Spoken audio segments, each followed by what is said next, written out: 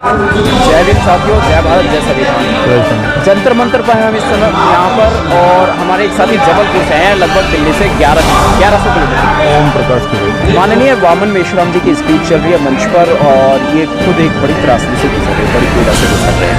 मैं बात करना चाहूँगा, ये बताइए क्या समस्या आपकी? मेरी समस्या ये है, 21/10/2020 को मेरी बेटी 14 वर्ष मंजिनी केवट का अपहरण हुआ था। अपहरणकर्ता लोग ले गए थे और इसमें वो 21 तारीख को और पीछे पीछे आए हुए थे घर पे। जब उठा करके ले गए थे वो सीसीटीवी में कैद हुए थे ले जाते हुए, और उन्होंने पुलिस जांच में भी स्वीकार किया कि हाँ हम इनकी बेटी को घर से ले गए थे। इसके बाद में 25/10/2020 को उसको पंखे के हुक्म में हम लोग सीसीटीवी में फुटेज में आ गया, बच्चे दिखाई दे रहे, बच्ची दिखाई दे रही है। बच्ची कितने साल की थी? 14 वर्ष की थी। नाम मंजिनी केवट था।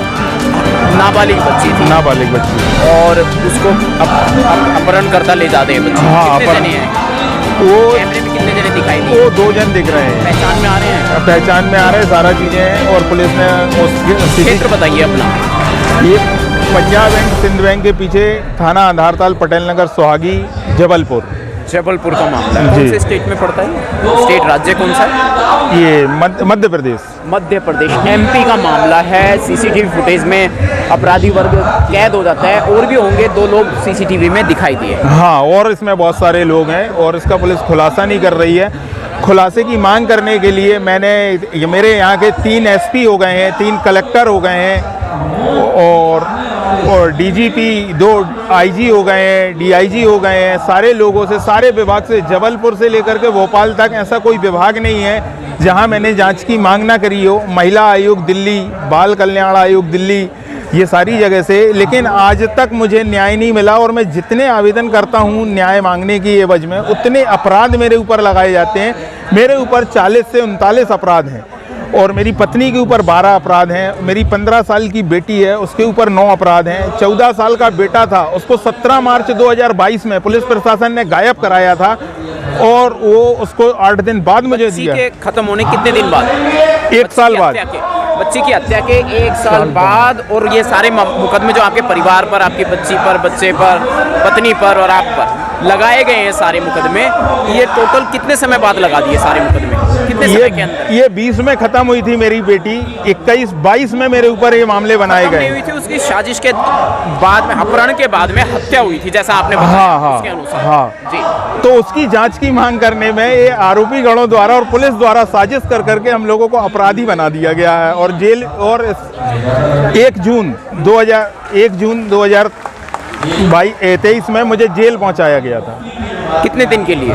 किस मामले में? वो ये झूठे अपराध बना करके, साजिश करके, और ये कहा जा रहा है कि बेटी के लिए न्याय की मांग करोगे तो तुम सब परिवार को नष्ट कर दिया जाएगा, खत्म कर दिया जाएगा। हाँ, और अगर हाँ जी बताइए कि ये बेटी की जांच की मांग करोगे तो आप सब परिवार को नष्ट कर दिए जाओगे, खत्म कर दिए जाओगे।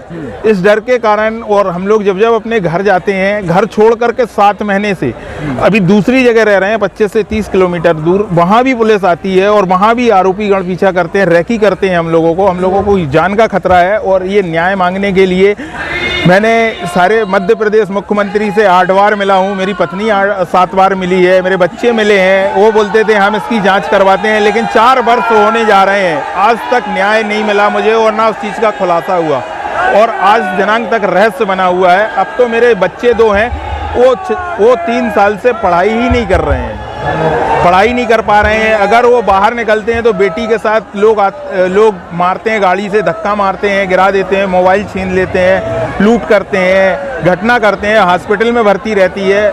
इसमें डॉक्टर लोग बोलते हैं पुलिस प्रशासन से कि आइएगा, इस बेटी का बयान लीजिएगा, तो कोई बयान नहीं लिया जाता। मतलब ये सारी चीज़ें पुलिस करवा रही है। और कुछ वीडियो थी पुलिस की हमारे पास मोबाइल में, तो उनको पुलिस को पता चला कि इनके पास कुछ हमारे लोगों की वीडियो है, हम लोग जो कृत्य करते हैं, इस टाइप की घटनाएं करवाते हैं, इसके साबूत हैं इसके पास।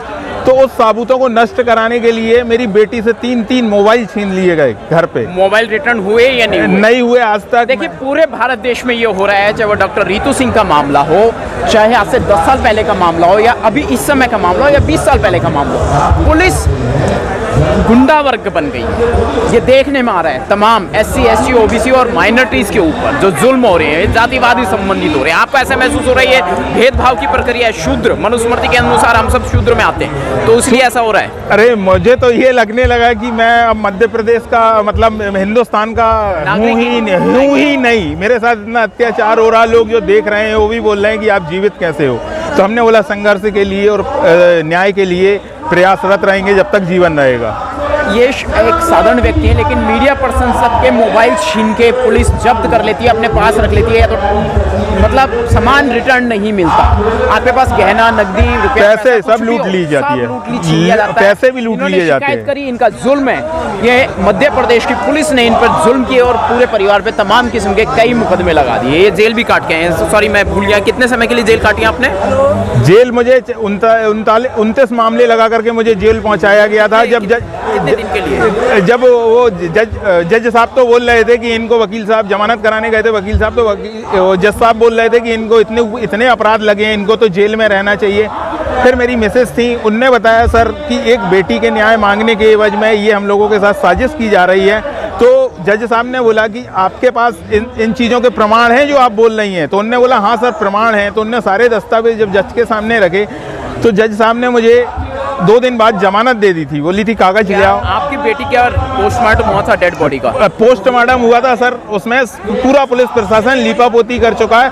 SIT दुष्कर्म हुआ था बच्ची के साथ अपहरण के बाद? ये सारी चीज़ें रिपोर्टें मैंने ITI सूचना के तहत मांगी गई हैं। सारी जांच रिपोर्टें मुझे आधे अधूरे कागज दे करके और मुझसे साइन करा लिए जाते हैं और थाने में बंद करके मेरे से 150 पेपर में साइन करवाए जाते हैं, पटक करके, मारपीट करके पटक के 10-10 पुलिस वालों का नाम बताओ जो आपके साथ मारपीट करते हैं, बता सकते हो?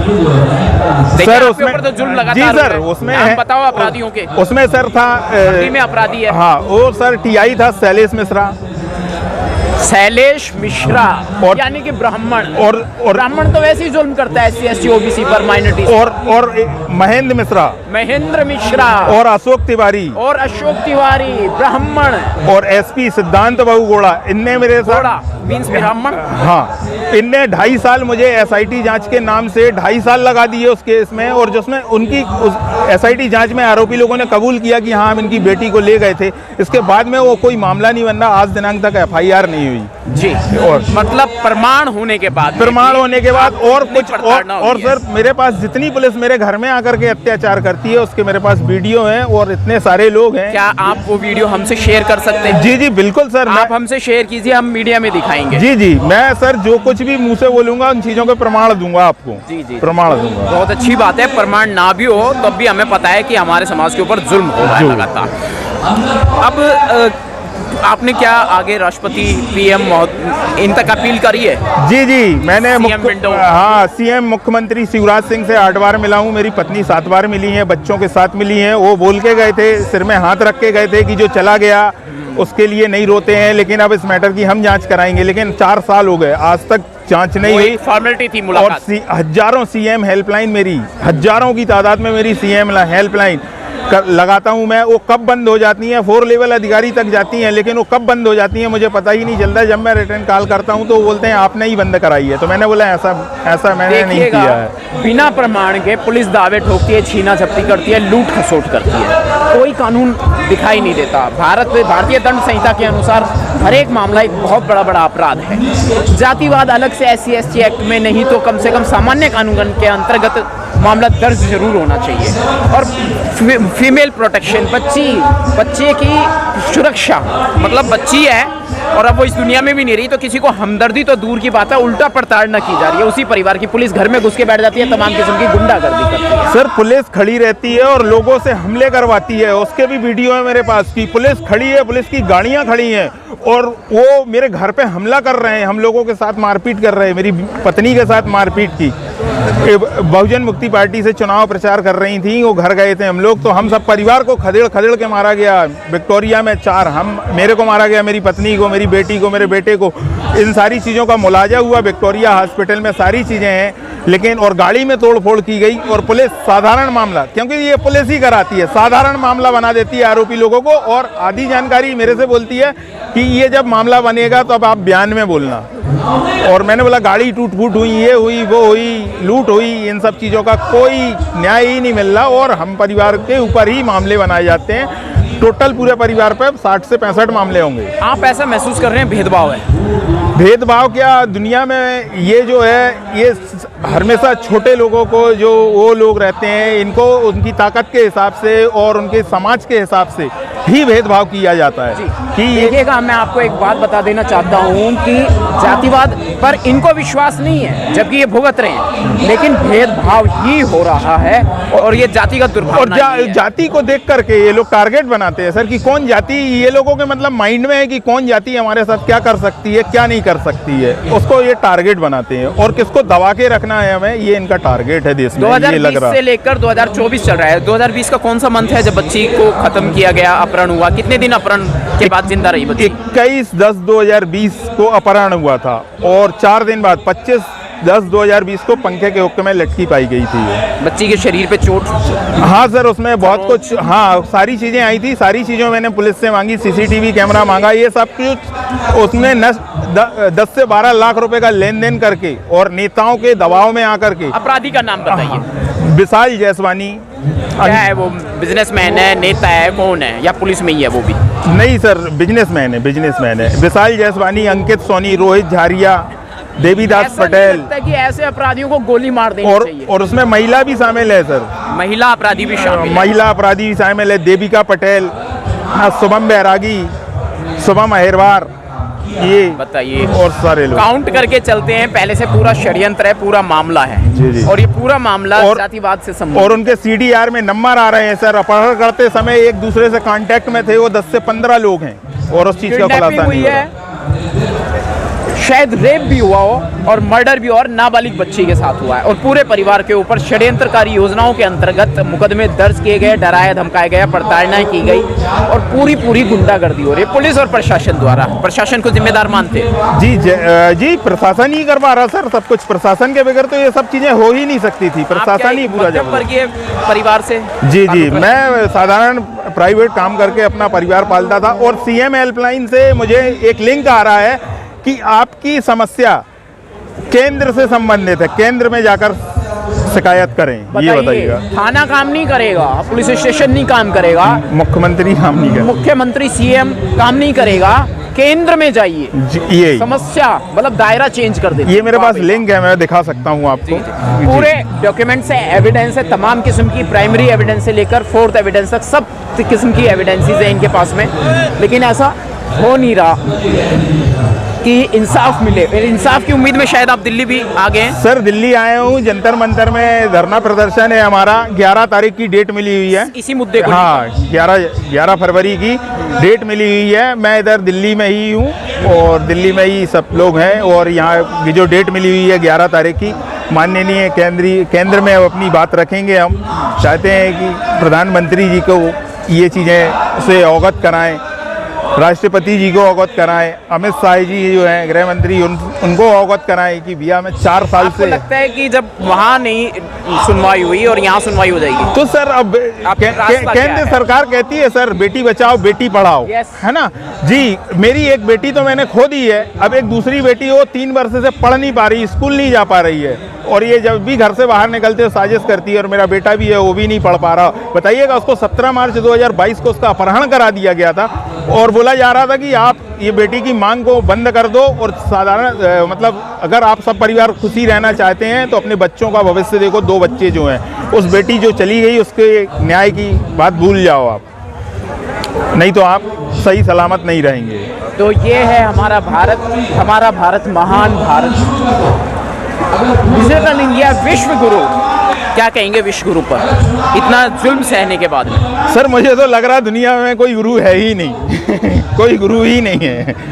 जिस बाप ने अपनी बच्ची खोई है, जिस बाप की दूसरी बच्ची की असुरक्षा से वो भयभीत है, और बेटा भी है आपका एक? जी बेटा भी है। पुलिस ने मारपीट की सर बेटे के साथ। कितने साल का बच्चा? 14 साल का बच्चा है। बताइए, और 14 उसको साल का बच्चा पुलिस ने 12 घंटे थाने में मारपीट की। उसकी पूरी वीडियो है, शरीरों में तो लठों के निशान है, पूरी वीडियो एक वीडियो है मेरे पास और उसकी भी जांच नहीं हो रही क्योंकि उसका अपहरण पुलिस विभाग ने ही कर पाया था। बच्चे का भी अपहरण? हाँ, बच्चे का अपहरण 8 दिन बाद वो मुझे बाल कल्याण समिति में मिलता है, जो कि मैं FIR करता हूँ। पुलिस उसको क्या बोल करके कहाँ पेश करके बाल कल्याण समिति को ले जा करके देती है, जो कि मैं रिपोर्ट करता हूँ। मुझे मिलना पूरी तरह से डराने धमकाने की पुरजोर कोशिश की जा रही है कि ये मुकदमा वापस ले ले, पीछे हट जाए, बाकी सब भूल जाए। प्रशासन चीख के इनसे बार बार यही दबाव बना रहा है, रिक्वेस्ट कर रहा है, समझाने की कोशिश कर रहा है, भाई ये सारा सब कुछ भूल जाओ, ये तो मामूली बात है। सर वो बोल रहे हैं मेरी जान को खतरा है। सर वो बोल रहे हैं कि अगर मांग करते रहोगे तो जान से खत्म कर दिए जाओगे। कई बार प्रयास किए गए सर खत्म करवाने की, और इस टाइप से चल रहा है। मैं घर छोड़ करके घर से 25 किलोमीटर दूर किराए से रूम लेकर के रह रहा हूँ। अपना मकान छोड़ करके परिवार सहित कहीं और किराए पे रह रहे हैं? जी कहीं और किराए से रह रहा हूँ, और नगर निगम से मेरे मकान गिराने का नोटिस भी मुझे दिया गया है कि 24 नोटिस की कापी है सर। दिखाएंगे ना? हाँ दिखाएं, धरना प्रदर्शन करेंगे। जी पूरा सब चीज दिखाएंगे। यहाँ तमाम मीडिया होगी, बहुजन मीडिया होगी, आपकी आवाज को बुलंद करेगी, और नाइंसाफी हुई है।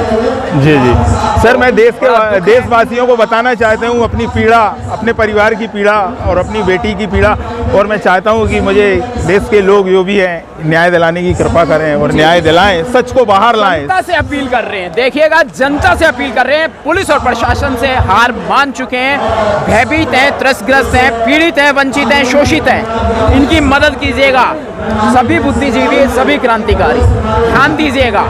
मीडिया भी आपके ऊपर ही डिपेंड करती है, हमारे पीड़ित बंधु ये भी आपके ऊपर ही निर्भर करते हैं। बहुत बहुत शुक्रिया। वीडियो को शेयर कीजिए दबाकर, ताकि पता चले भारत में क्या होता है। जी सर, रहस्य को उजागर करवाइएगा। रहस्य है जो बना हुआ है 4 वर्षों से मेरी बेटी का, विद वीडियो एविडेंस, सारी फुटेज आपको दिखाई जाएगी जय भीम संसार यूट्यूब चैनल पर और तमाम बहुजन मीडिया पर। 11 फरवरी को आपका आंदोलन है, जी प्रोटेस्ट है, धरना प्रदर्शन है, मांग इंसाफ की। देखते हैं कितना इंसाफ मिलता है, जनता कितना साथ देती है। भारतीय जनता, मेरा भारत महान, विश्व गुरु भारत, देखते हैं कितना इंसाफ मिलता है। सेकुलर नेशन, धर्मनिरपेक्ष Bharat. Your good name please? Om Prakash Kewat. Om Prakash Kewat ji Jabalpur. Request करते हैं, जबलपुर मध्य प्रदेश से दिल्ली आए हैं जंतर मंतर, आपसे रिक्वेस्ट करते हैं, आपसे सहयोग मांग रहे हैं इनको इंसाफ मिलना चाहिए। अपराधियों को सड़ा दो जेल में, और वो चारों पुलिस वाले बर्खास्त होने चाहिए। सर और भी पुलिस वाले हैं बहुत सारे, में मेरे पास वीडियो है, पूरी फोर्स, पूरा थाना है सर। मैं यहाँ 10 दिन से दिल्ली में हूँ सर, 10 दिन से दिल्ली में हूँ न्याय मांगने के लिए। बहुत बहुत शुक्रिया। देखिए हमारे साथी बहुत परेशान है, ध्यान दीजिएगा। मैं उम्मीद करता हूँ समाज जरूर मदद करेगा अपने भाई की। ओम प्रकाश केवट जी की मदद जरूर कीजिएगा। बहुत बहुत शुक्रिया।